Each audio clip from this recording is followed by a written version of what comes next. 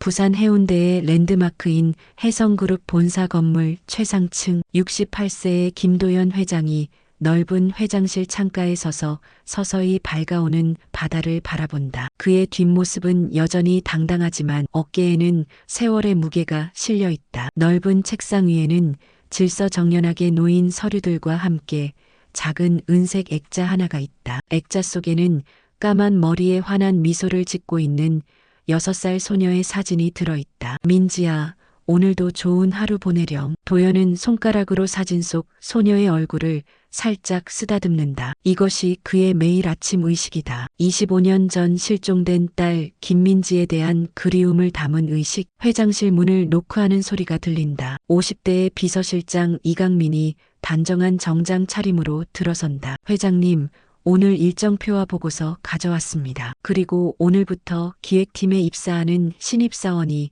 인사차 왔습니다. 도연은 서류에서 시선을 들어 강민을 바라본다. 신입사원이 회장에게 직접 인사를? 특별한 이유가 있나? 네.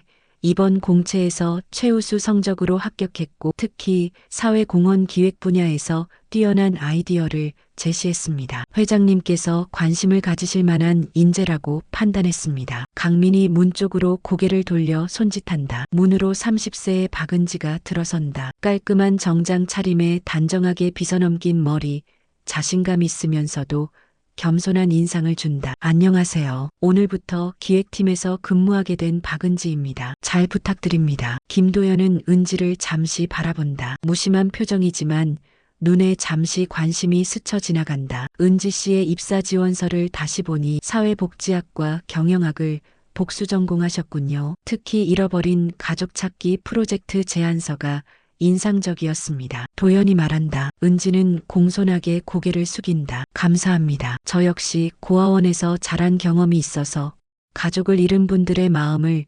조금이나마 이해할 수 있다고 생각합니다. 도연의 눈에 미세한 감정의 파동이 지나간다. 고아원에서 자랐다고 하셨나요? 네.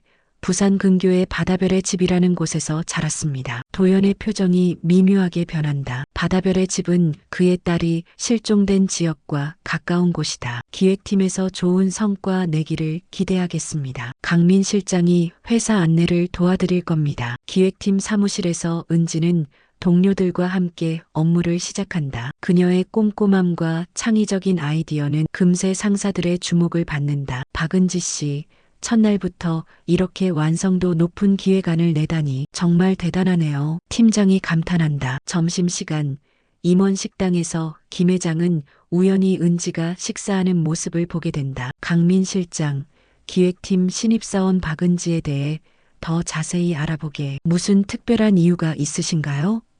그냥 궁금해서 그래. 며칠 후 늦은 밤 회사에서 야근을 하던 도연은 기획팀 사무실에서 불빛이 새어나오는 것을 발견한다. 들여다보니 은지가 혼자 남아서 업무를 정리하고 있다. 더 놀라운 것은 그녀가 작은 멜로디를 흥얼거리고 있다는 것이다. 그 멜로디는 도연이 딸에게 불러주던 자장가였다. 도연의 손이 미세하게 떨린다. 그는 소리 없이 자리를 피한다. 그의 마음속에는 의심과 기대, 두려움이 뒤섞여 있다. 설마 그녀가 민지인가? 며칠 후 김 회장은 은지를 회장실로 불러들인다. 박은지 씨, 입사 때 제출한 잃어버린 가족 찾기 프로젝트를 실제로 추진해보면 어떨까 합니다. 은지의 눈이 빛난다. 정말요? 하지만 아직 신입사원인데 좋은 아이디어에는 경력이 필요 없습니다. 이 프로젝트를 전담 팀장으로 맡아주시겠습니까? 은지는 감격하며 고개를 끄덕인다. 최선을 다하겠습니다. 프로젝트 진행을 위해 도연과 은지는 자주 만나게 된다. 은지 씨, 혹시 어린 시절 기억나는 게 있나요? 도연이 조심스럽게 묻는다. 별로 없어요. 6살 때 사고를 당해서 그 이전 기억은 거의 사라졌어요. 어떤 사고를 당했나요? 건설 현장 근처에서 일어났다고 들었어요. 차에 치였다고. 도연의 얼굴이 창백해진다. 25년 전 그의 딸이 실종된 곳도 건설 현장이었다. 회장실에서 프로젝트 회의를 하던 중 도연은 은지에게 차를 권한다. 차 한 잔 드시겠어요? 네, 감사합니다. 은지가 찻잔을 든 순간 도연은 무언가 특이한 점을 발견한다. 오른손으로 컵을 잡을 때 새끼손가락만 살짝 구부린 채 찻잔 받침을 안정적으로 받치고 있다. 도연의 눈이 미세하게 커진다. 그는 자신의 손을 내려다본다. 무의식적으로 똑같은 자세로 잔을 들고 있었다. 그는 오래전 아내가 이 특이한 습관을 자주 놀렸던 기억을 떠올린다. 며칠 후 도연은 은지와 함께 임원 식당에서 점심을 먹는다. 프로젝트 논의 중이라는 명목이었지만 사실 그는 은지를 더 관찰하고 싶었다. 은지 씨는 어디서 자랐다고 했죠? 부산 근교 고아원에서 자랐습니다. 바다별의 집이라는 곳에서 고등학교를 졸업할 때까지 있었어요. 도연의 눈에 미세한 감정의 파동이 지나간다. 가족은 기억나는 것이 있나요? 은지의 표정이 조금 어두워진다. 기억나지 않습니다. 6살 때 사고로 기억을 많이 잃었어요. 누군가가 저를 고아원에 데려다 준 것 같은데 그 이전 기억은 거의 없어요. 도연의 표정이 미묘하게 변한다. 우연의 일치가 너무 많다. 혹시 사고가 난 날짜를 기억하시나요? 정확하지는 않지만 1998년 7월쯤이었다고 들었어요. 도연의 숨이 멎는다. 그의 딸이 실종된 날짜와 정확히 일치한다. 다음 날 오후 은지는 프로젝트 자료를 가져다 드리기 위해 회장실에 들어간다. 도연은 잠시 회의실로 나간 상태다. 서류를 책상에 놓다가 실수로 서랍이 열린다. 그 안에서 작은 나무 상자를 발견한다. 호기심에 이끌려 그녀는 상자를 조심스럽게 꺼내 살펴본다. 오래되었지만 정교하게 만들어진 음악 상자다. 표면에는 섬세한 무늬가 새겨져 있고 위에는 작은 발레리나 인형이 장식되어 있다. 은지는 잠시 망설이다가 상자를 열어본다. 상자가 열리자 부드러운 멜로디가 흘러나온다. 그 순간 은지의 표정이 굳는다. 멜로디는 단순하지만 묘하게 마음을 울리는 노래다. 그리고 무엇보다도 이 멜로디는 어딘가 매우 익숙하다. 마치 오래전부터 알고 있던 노래처럼 느껴진다. 은지의 눈에서 갑자기 눈물이 맺힌다. 그녀는 자신의 반응에 놀라 눈물을 재빨리 닦아낸다. 왜 이 노래가 이토록 강한 감정을 불러일으키는지 이해할 수 없다. 이 노래 어디서 들어본 것 같아. 은지는 무의식적으로 멜로디를 따라 흥얼거리기 시작한다. 그녀의 목소리는 작지만 정확하게 멜로디를 따라간다. 마치 수백 번 불러봤던 노래처럼 자연스럽게 흘러나온다. 그때 그 모습을 문 너머로 도연이 지켜보고 있다. 그는 방금 회의실에서 돌아와 회장실로 향하던 중이었다. 문이 살짝 열려 있어 안을 들여다보니 은지가 그의 소중한 음악 상자를 들고 노래를 흥얼거리고 있는 모습이 보였다. 도연의 표정은 복잡한 감정으로 가득 차 있다. 그 음악 상자는 딸의 6번째 생일 선물이었고 그 멜로디는 그가 직접 작곡한 자장가다. 아내와 함께 매일 밤 딸에게 불러주던 특별한 노래로 가족 외에는 아무도 알지 못하는 멜로디다. 도연의 손이 미세하게 떨린다. 그는 소리 없이 돌아선다. 그의 마음속에는 의심과 기대, 두려움이 뒤섞여 있다. 이른 아침 도연의 회장실, 그의 표정은 평소보다 긴장되어 있고 끊임없이 시계를 확인한다. 노크 소리가 들리고 강민이 서류 가방을 들고 조용히 들어선다. 자료가 왔습니다. 회장님. 도연은 고개를 끄덕이고 책상으로 향한다. 강민은 가방에서 두꺼운 서류 봉투를 꺼내 테이블 위에 올려놓는다. 생각보다 많은 시간이 걸렸군. 네. 25년 전 기록을 찾는 게 쉽지 않았습니다. 특히 고아원 기록은 대부분 수기로 작성되어 있어서 디지털화되어 있지 않았어요. 도연은 서류 봉투를 열어 내용물을 꺼낸다. 여기 1998년 7월 15일 경찰 보고서입니다. 해운대 해성그룹 신사옥 건설 현장 인근에서 발견된 미확인 여아에 관한 내용입니다. 도연은 떨리는 손으로 보고서를 집어든다. 이 아이는 건설 자재 운반 차량에 치여 머리를 크게 다쳤고 지나가던 시민에 의해 병원으로 이송되었습니다. 오른쪽 팔뚝에 작은 별 모양의 흉터가 있었다고 기록되어 있습니다. 도연의 표정이 굳어진다. 아이는 몇 개월간 의식불명 상태였고 깨어난 후에는 자신의 이름이나 부모에 대해 아무것도 기억하지 못했습니다. 신원을 확인할 수 없어 결국 바다별의 직 고아원으로 이송되었습니다. 강민은 다음 서류를 펼친다. 이건 바다별의 직 고아원의 입소 기록입니다. 당시 원장이었던 정소영 씨가 작성한 내용인데요. 아이가 갖고 있던 유일한 소지품은 별이라는 이름의 토끼 인형 하나뿐이었다고 합니다. 도연의 눈이 커진다. 별이는 그의 딸이 항상 데리고 다니던 토끼 인형의 이름이다. 도연은 자리에서 일어나 창가로 향한다. 그의 어깨가 미세하게 떨리는 것이 보인다. 회장님, 이건 놀라운 일치입니다. 사고 장소와 시간, 흉터의 위치, 인형 이름까지. 도연은 깊은 숨을 내쉰다. 이건 우연일 수 없어. 그는 다시 책상으로 돌아와 다른 서류들을 살펴본다. 그 중에는 바다별의 집에서 찍은 어린 시절 은지의 사진도 있다. 흐릿하지만 그 눈매와 미소는 도연이 간직하고 있는 딸의 모습과 놀랍도록 비슷하다. 그리고 이건 박은지 씨의 의료 기록입니다. 그녀의 혈액형은 AB형으로 회장님과 같습니다. 게다가 오른쪽 팔뚝의 흉터에 대한 의사 소견도 있는데 어린 시절 외상으로 인한 것으로 보이며 7세 이전에 생긴 것으로 추정된다고 적혀 있습니다. 도연은 모든 서류를 다시 한번 꼼꼼히 살펴본다. 모든 조각이 맞아떨어지는 듯하다. 이 모든 것이 일치한다면 그녀가 정말 내 딸이라는 뜻인가? 그의 목소리에는 믿기지 않는 듯한 떨림이 있다. 25년간의 기다림과 그리움 그리고 이제 찾았을지도 모른다는 희망이 그의 마음을 무겁게 짓누른다. 회장님, 모든 정황이 그것을 가리키고 있습니다. 하지만 확실히 하려면 DNA 검사가 필요하겠군요. 강민이 신중하게 말한다. 그렇게 하지. 조용히 준비해주게. 그리고 이 일은 철저히 비밀로 해야 해. 태연에게 절대 새어나가선 안 돼. 강민은 이해한다는 듯 고개를 끄덕인다. 이미 필요한 검사 기관을 알아봤습니다. 최고의 비밀 유지와 정확도를 보장하는 곳입니다. 은지 씨가 사용한 컵이나 개인 물품에서 DNA 샘플을 채취하면 됩니다. 도연은 창밖을 바라본다. 그의 눈에는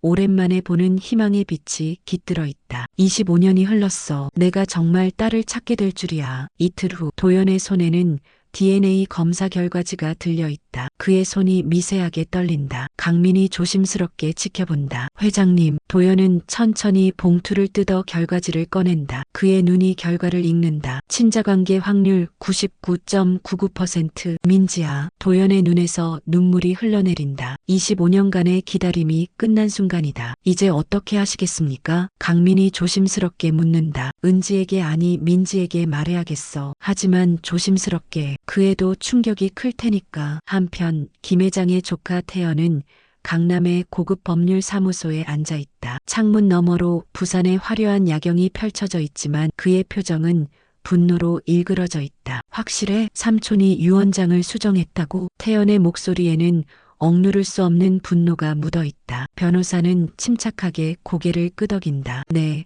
김 회장님께서 지난주에 유언장 일부를 수정하셨어요. 내용은 그대로지만 한 가지 중요한 조항이 추가되었습니다. 어떤 조항인데? 회사에 큰 공헌을 한 직원에게 상당한 재산을 남긴다는 내용입니다. 구체적인 액수는 명시되어 있지 않지만 회장님의 주식 중 일부와 부동산이 포함된 것으로 보입니다. 태연의 얼굴이 창백해진다. 그는 자리에서 벌떡 일어나 창가로 향한다. 분명 그 신입사원 때문이야. 불과 몇 달 전에 나타난 여자가 삼촌의 마음을 이렇게 사로잡다니. 태연은 책상을 세게 내려친다. 그의 눈에는 분노와 불안이 뒤섞여 있다. 그 여자에 대해 뭔가 알고 계신 게 있으신가요? 회장님께서 특별히 신뢰하게 된 이유가 있을 수도 있습니다. 변호사가 조심스럽게 말한다. 태연은 눈을 가늘게 뜨며 생각에 잠긴다. 그는 책상 앞으로 돌아와 의자에 깊숙이 앉는다. 배경조사를 해보는 것이 좋겠습니다.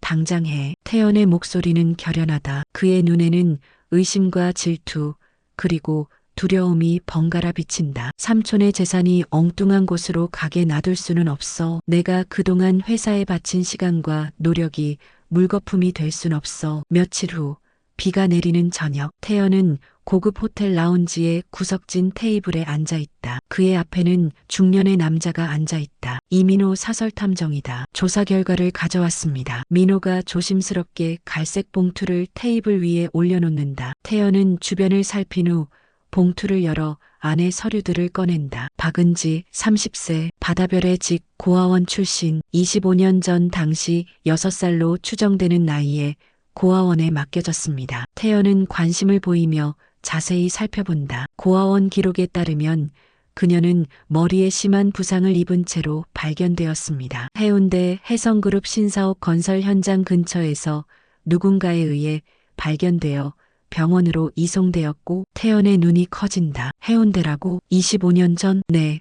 정확히는 1998년 7월 15일입니다. 발견 장소는 김 회장님이 건설하던 신사옥 바로 근처였습니다. 태연은 잠시 생각에 잠긴다. 그의 표정이 급변한다. 설마 그녀가 정말 삼촌의 딸이라는 말인가? 이 여자가 정말 삼촌의 딸일 가능성은? 민호는 조심스럽게 대답한다. 가능성은 높습니다. 나이, 발견 시기와 장소가 일치하니까요. 태연의 표정이 복잡해진다. 분노에서 당황으로, 그리고 다시 계산적인 냉정함으로. 만약 그녀가 정말 삼촌의 딸이라면 이건 완전히 다른 문제가 되는군. 그는 잠시 생각에 잠긴다. 만약 은지가 정말 삼촌의 딸이라면 그녀는 정당한 상속자가 된다. 그의 모든 계획이 무너질 수 있다. 고아원 원장은 아직 살아있나? 네. 정소영 원장님이십니다. 현재 70대 초반이지만 여전히 바다별의 집을 운영하고 계십니다. 태연은 깊은 한숨을 내쉰다. 그의 마음속에는 질투와 두려움 그리고 묘한 죄책감이 뒤섞여 있다. 김 회장은 DNA 검사 결과를 들고 회장실에 혼자 앉아 있다. 25년간의 기다림이 끝났다는 사실이 아직도 믿기지 않는다. 그는 오래된 가족 사진을 꺼내 은지의 모습과 비교해 본다. 어린 민지와 현재의 은지. 25년의 세월이 흘렀지만 그 미소와 눈매는 확실히 닮아 있다. 민지야, 정말 너였구나. 그는 음악 상자를 열어 멜로디를 듣는다. 그 애틋한 선율이 회장실을 가득 채운다. 저녁 시간, 김 회장은 은지를 회장실로 불러들인다. 은지 씨, 아니, 이제 다른 이름으로 불러야겠군요. 은지는 혼란스러운 표정을 짓는다. 무슨 말씀이신지. 도연은 깊은 숨을 내쉬고 천천히 입을 연다. 25년 전 해성그룹의 신사옥 건설 현장에서 개최된 기공식이 있었습니다. 당시 내 딸 민지는 6살이었어요. 도연은 사진첩을 펼쳐 은지에게 보여준다. 화려한 기공식에서 어린 소녀의 손을 잡고 있는 젊은 도연의 모습이 담겨 있다. 그날 행사장은 사람들로 붐볐어요. 내가 잠시 인사차 자리를 비운 사이에 민지가 내 손을 놓쳤지요. 그의 목소리가 미세하게 떨린다. 은지는 숨죽여 그의 이야기를 듣고 있다. 혼란 속에서 민지가 건설 자재를 운반하던 차량에 치였어요. 사고 직후 내가 민지를 발견하지 못했어요. 나중에 알게 된 사실이지만 현장을 지나가던 한 시민이 민지를 병원으로 데려갔다고 해요. 도연은 다른 서류를 펼친다. 오래된 병원 기록이다. 민지는 수개월간 의식불명 상태였고 깨어났을 때는 과거의 기억을 모두 잃은 상태였어요. 그 시민은 신원을 밝히지 않은 채 민지를 고아원에 맡겼지요. 은지의 눈에 눈물이 고인다. 그녀는 자신의 팔뚝에 있는 흉터를 무의식적으로 만진다. 그 사이 나는 민지를 찾기 위해 모든 것을 다했어요. 경찰, 사설탐정, 심지어 미아찾기 단체까지. 그 누구도 민지의 행방을 알려주지 못했지요. 도연의 눈에서 눈물이 흘러내린다. 25년 동안 억눌러온 감정이 한꺼번에 터져나온다. 그리고 기적처럼 25년이 지나 민지가 내 회사에 입사했어요. 처음엔 알아보지 못했지요. 하지만 민지가 보이는 작은 습관들, 그 특별한 자장가, 인형 이름, 조금씩 의심이 생기기 시작했어요. 도연은 DNA 검사 결과를 은지에게 보여준다. 이제 확실해요. 당신은 내 딸 김민지예요. 은지는 떨리는 손으로 검사 결과를 받아든다. 그녀의 마음속에서는 혼란과 충격, 그리고 묘한 안도감이 뒤섞여 있다. 그래서 제가 처음 이 회사에 왔을 때부터 이상하게 익숙했던 거군요. 그녀의 목소리는 작지만 그 안에는 깨달음이 담겨 있다. 음악 상자의 멜로디, 회장님의 습관들, 심지어 이 건물의 냄새까지 모든 것이 어딘가 기억 속에 있었어요. 은지는 천천히 일어나 창가로 향한다. 창문 너머로 부산의 야경이 보인다. 어딘가 기억의 저편에서 어린 시절 아버지와 함께 이 창가에서 야경을 바라보던 모습이 희미하게 떠오른다. 저는 정말 김민지인가요? 그녀의 목소리에는 여전히 의문이 담겨 있다. 평생의 정체성이 한순간에 바뀐다는 것은 쉽게 받아들일 수 있는 일이 아니기 때문이다. 도연은 천천히 그녀에게 다가가 오래된 음악 상자를 건넨다. 이건 민지의 6번째 생일 선물이었어요. 매일 밤 이 멜로디에 맞춰 자장가를 불러주었지요. 은지는 조심스럽게 상자를 열고 멜로디를 듣는다. 그 순간 마치 시간이 거꾸로 흐르는 듯한 느낌이 든다. 온기 가득한 침실, 창문 너머로 보이는 별빛, 그리고 아버지의 따뜻한 목소리. 그 모든 기억이 파도처럼 밀려온다. 아버지.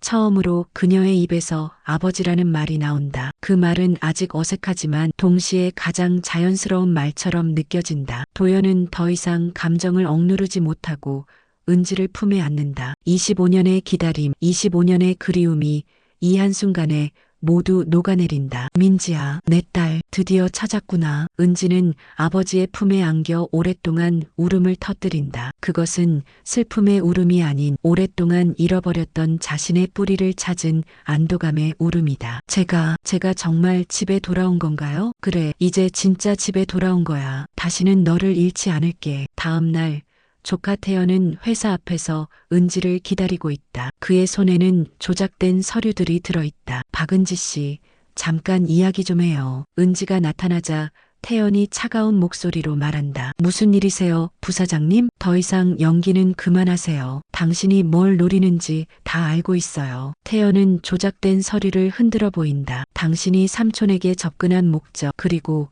가족 행세를 하려는 이유까지 말이에요. 무슨 말씀이신지 모르겠어요. 넌 절대 이 집안의 일원이 될 수 없어. 삼촌의 마음을 얻으려고 딸 행세를 하는 거지. 태연아. 갑작스러운 목소리에 두 사람 모두 놀라 돌아본다. 김 회장이 회사 입구에 서 있다. 그의 표정은 무섭도록 차분하다. 삼촌, 언제부터 거기 계셨어요? 태연의 얼굴이 창백해진다. 도연은 천천히 다가와 은지 옆에 선다. 네가 내 딸을 협박하는 모습을 충분히 보았다. 딸이요? 무슨 말씀을? 이 여자가 삼촌을 속이고 있는 겁니다. 김 회장은 손을 들어 그의 말을 자른다. 조작한 증거는 그만두어라. 고아원 원장님이 직접 확인해 주셨다. 그 기록들은 최근에 누군가 변조한 것이라고. 태연의 얼굴에서 핏기가 완전히 사라진다. 김 회장은 주머니에서 작은 종이를 꺼낸다. 이건 DNA 검사 결과야. 은지는 정확히 99.99% 확률로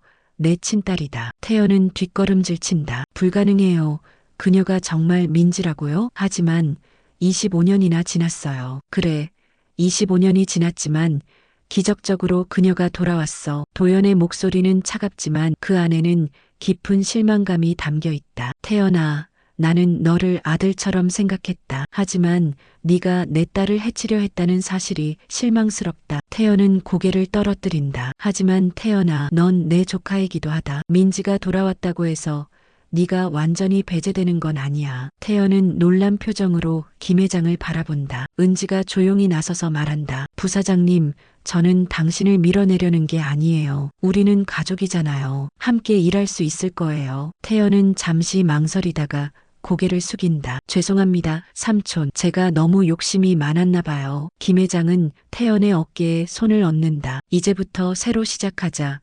우리 모두 함께. 며칠 후 혜성그룹 본사 건물 대회의실, 모든 임원들과 주요 부서장들이 모여 있다. 긴장감이 도는 가운데 김 회장이 은지와 함께 회의실로 들어선다. 오늘 여러분을 모신 것은 중요한 발표가 있어서입니다. 김 회장의 목소리는 평소보다 힘이 넘친다. 회의실은 완전한 침묵에 빠진다. 25년 전 우리 회사의 신사옥 기공식에서 실종되었던 제 딸 김민지를 찾았습니다. 그의 말에 회의실이 순간적으로 출렁인다. 여러분이 잘 알고 계시는 기획팀의 박은지 씨가 바로 제 딸 김민지입니다. DNA 검사로 확인되었고 모든 법적 절차도 진행 중입니다. 김 회장은 은지의 어깨에 손을 얹는다. 그의 표정에는 자부심과 행복이 가득하다. 앞으로 민지는 제 딸로서, 그리고 혜성그룹의 후계자 중 한 명으로서 여러분과 함께 일하게 될 것입니다. 물론 태연 부사장과 함께 공동으로 회사를 이끌어갈 예정입니다. 강민 비서실장이 가장 먼저 일어나 박수를 치기 시작한다. 이내 모든 임원들이 따라 일어나 박수를 보낸다. 은지는 부끄러운 듯 미소 지으며 고개를 숙여 인사한다. 감사합니다. 아직 부족하지만 열심히 배우고 노력하겠습니다. 회의가 끝난 후 도연의 회장실. 세 사람은 창가에 서서 혜성그룹이 세운 도시의 풍경을 바라본다. 어떤가? 너무 갑작스러웠나? 김 회장이 은지에게 묻는다. 은지는 천천히 고개를 저으며 미소 짓는다. 앞으로 배울 것이 많을 거예요. 회사 업무도 그룹의 역사도 25년 동안의 공백을 채우는 건 쉽지 않을 테지만 아버지가 만든 것을 지키고 싶어요. 그리고 제 경험을 통해 다른 사람들을 돕고 싶어요. 김 회장은 호기심 어린 눈빛으로 은지를 바라본다. 어떤 생각이 있니? 바다별의 집에서 보낸 시간 동안 저처럼 가족을 잃은 아이들을 많이 봤어요. 그 아이들 중 얼마나 많은 아이들이 정말 고아인지 아니면 저처럼 실종된 아이들인지 생각해보면 은지의 말에 김 회장의 눈이 빛난다. 실종 가족 찾기를 돕는 재단을 설립하는 건 어떨까? 우리의 이야기가 다른 이들에게 희망을 줄 수 있을 거야. 태연도 끼어든다. 정말 좋은 아이디어네요. 저도 도와드릴게요. 은지의 얼굴에 환한 미소가 번진다. 정말 좋은 생각이에요. DNA 데이터베이스 구축, 최신 기술을 활용한 얼굴 인식 시스템, 실종 가족을 위한 심리 지원까지. 도연은 딸의 열정적인 모습에 감동한다. 희망이별 재단은 어떨까? 민지의 이름을 딴 재단이야. 은지는 감격에 찬 눈으로 아버지를 바라본다. 정말 해도 될까요? 물론이지. 우리가 함께 만들어가는 첫 번째 프로젝트야. 일주일 후 부산 외곽의 조용한 언덕에 자리 잡은 고급 요양원. 도연과 은지가 손을 잡고 현관으로 들어선다. 은지의 마음은 긴장과 기대로 가득하다. 이소연 어머님은 오늘 컨디션이 좋으신 편이에요. 가끔 옛날 이야기를 정확하게 기억하시기도 해요. 간병인이 안내하며 말한다. 넓은 창가에 소연이 앉아있다. 60대 중반의 그녀는 여전히 아름답지만 그 눈에는 어딘가 공허한 기색이 있다. 하얀 원피스를 입고 정원을 바라보고 있는 모습이 천사 같다. 소연 씨, 남편분이 오셨어요. 그리고 특별한 손님도 함께요. 간병인이 부드럽게 말한다. 소연이 천천히 고개를 돌린다. 도연을 보자 희미한 미소가 번진다. 여보, 오늘은 일찍 오셨네요. 그녀의 시선이 은지에게 옮겨간다. 그 순간 소연의 표정이 미묘하게 변한다. 이분은? 소연이 은지를 바라보며 묻는다. 그녀의 눈에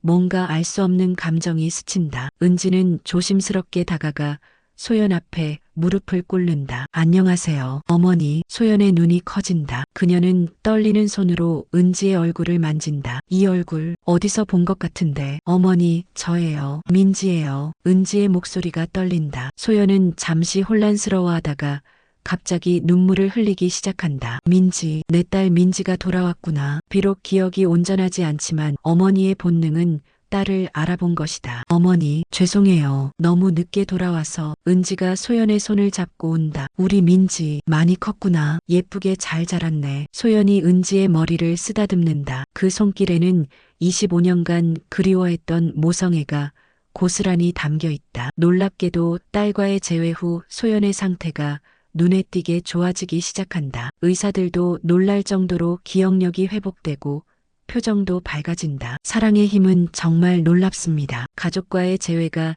치매 진행을 늦추거나 심지어 일부 기능을 회복시키는 경우를 종종 봅니다. 담당 의사가 설명한다. 한 달 후 소연은 퇴원하여 도연의 집으로 돌아온다. 25년 만에 김도연의 가족이 완전히 재결합된 것이다. 도연의 집에 다시 활기가 돌기 시작한다. 소연이 돌아오면서 집안 곳곳에 따뜻함이 번진다. 그녀는 기억을 조금씩 되찾으며 딸과의 잃어버린 시간을 채워가고 있다. 민지야, 예전에 어머니가 만들어주던 잡채 기억나니? 소연이 주방에서 요리를 하며 묻는다. 기억나요. 당근을 별 모양으로 썰어주셨죠? 은지가 환하게 웃으며 대답한다. 도연은 거실에서 이 모습을 바라보며 미소 짓는다. 25년간 꿈꿔왔던 가족의 모습이 드디어 현실이 된 것이다. 태연도 이제 진정한 가족의 일원이 되어 주말마다 집을 방문한다. 6개월 후 희망이별 재단 개원식이 성대하게 열린다. 많은 언론과 시민들이 참석한 가운데 김도연과 은지 그리고 소연이 함께 테이프 커팅을 한다. 이 재단은